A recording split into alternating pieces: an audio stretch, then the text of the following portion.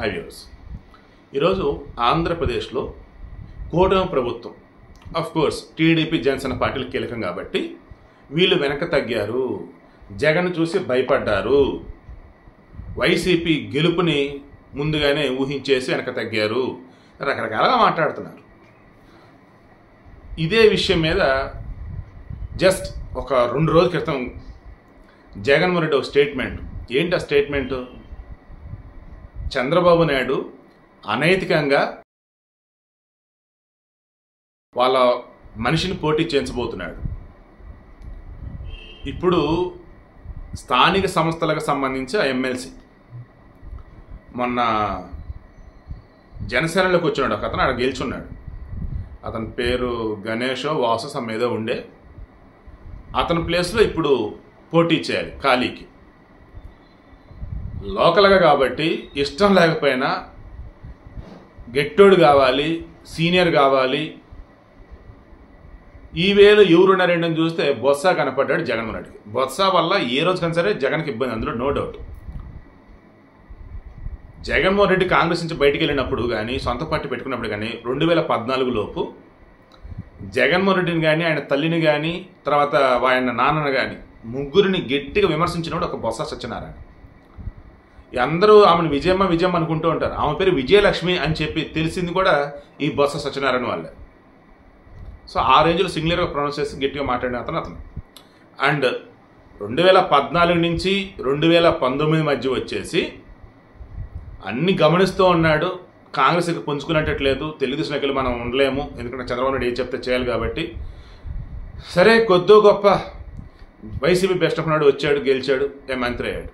రెండో దఫా యాక్చువల్గా మంత్రి ఉన్నదేమో ఈయన అనుకున్నారు, బట్ అప్పుడు కూడా ఉంచారు. ఇప్పుడేంటి, బొత్స ఆల్రెడీ కాంగ్రెస్ వాళ్ళతో సంప్రదింపులు జరుపుతున్నాడంటే ఆయన జరపటంలా, కాంగ్రెస్ వాళ్ళు ఆయనతో సంప్రదింపులు జరుపుతుంటే మనకు తెలుస్తాం.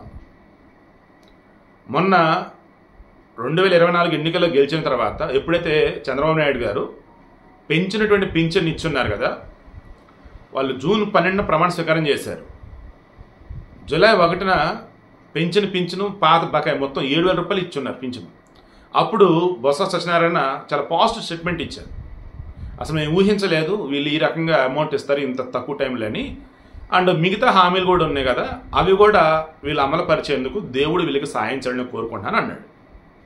దెన్ వైసీపీలు అంతా షాక్ అయ్యారు, అసలు ఇదేంటి నెట్ స్టేట్మెంట్ ఇచ్చాడని చెప్పేసి. ఇక టీడీపీలోకి వెళ్తున్నారని చెప్పేసి అంతా అనుకున్నారు. కానీ ఆయన వైసీపీలో ఉంటేనే జగన్ని రాజకీయ సమాధి చేయవచ్చు. మొన్న ఈ మధ్య ఒక డైలాగు బాగా అంతా కూడా స్ప్రెడ్ అయింది. ఏంటది? ఆడు ఓడిపోయాడు కానీ సావలేదు కదా అని జగన్ అంటున్నట్టు. అంటే ఆడు ఉన్నంతకాలం ఏదో విధంగా నాశనం చేయడానికి ట్రై చేస్తూనే ఉంటాడు. అసలు ఆ మనిషి అనేది ఉండకూడదు. మరి వాళ్ళ ఇంటెన్షన్ నాకు తెలియదు, బట్ నేనేమంటానంటే రాజకీయంగా జగన్ కనుక లేకుండా చేయగలిగితే చాలు. ఎలా జగన్ వెళ్ళి ఆయన వ్యాపారాలు ఆయన చేసుకుంటాడు, రాజకీయానికి సంబంధించి గుడ్ బై చెప్పినట్టు. ఇప్పుడు ఆళ్ళ నాని అనుకుంటా వైసీపీ అతను బయటకు వచ్చి ఏమన్నాడు, నేను రాజకీయాలకి స్వస్తి, ఇక నేను రాజకీయాల్లో ఉండను అన్నాడు. వైసీపీ రాజీనామా అన్నాడు. అలా వైసీపీ నుంచి ఈ మధ్య బయటకు వస్తున్న వాళ్ళలో సిద్ధ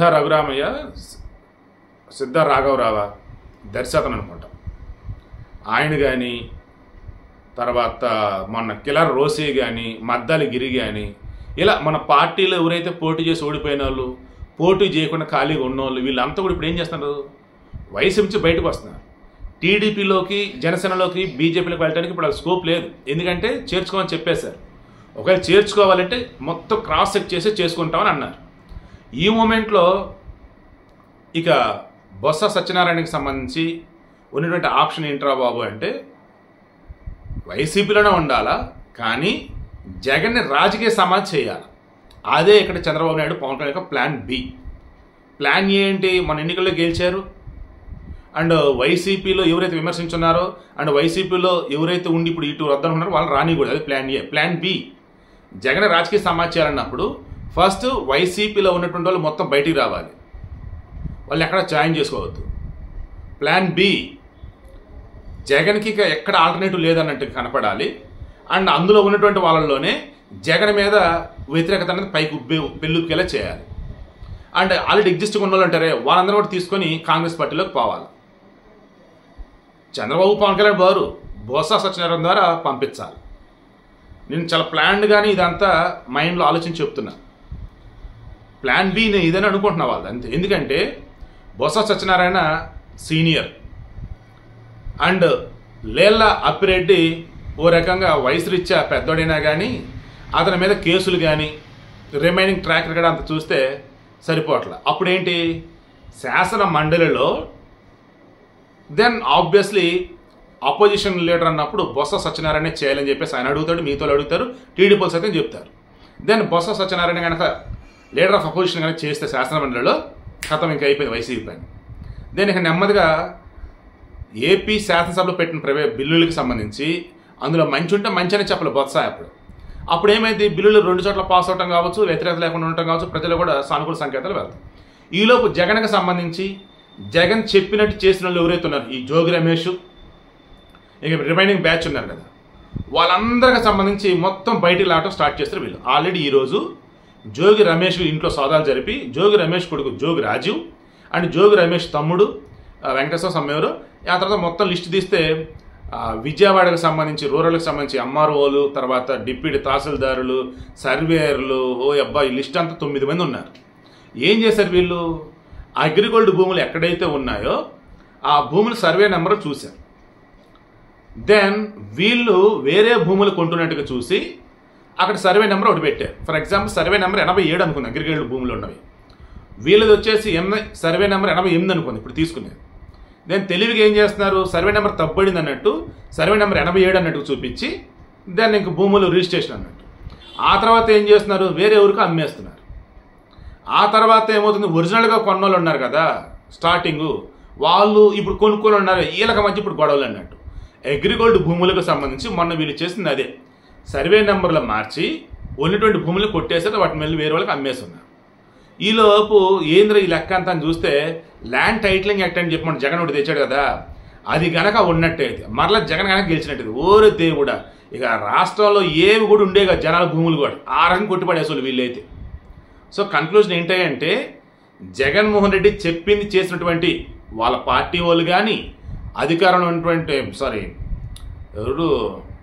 అధికారులు ఎవరైతే ఉన్నారో వాళ్ళు కానీ ఇప్పుడు అంతా కూడా జైలు బొత్స లెక్క పెట్టబోతా ఉన్నారు.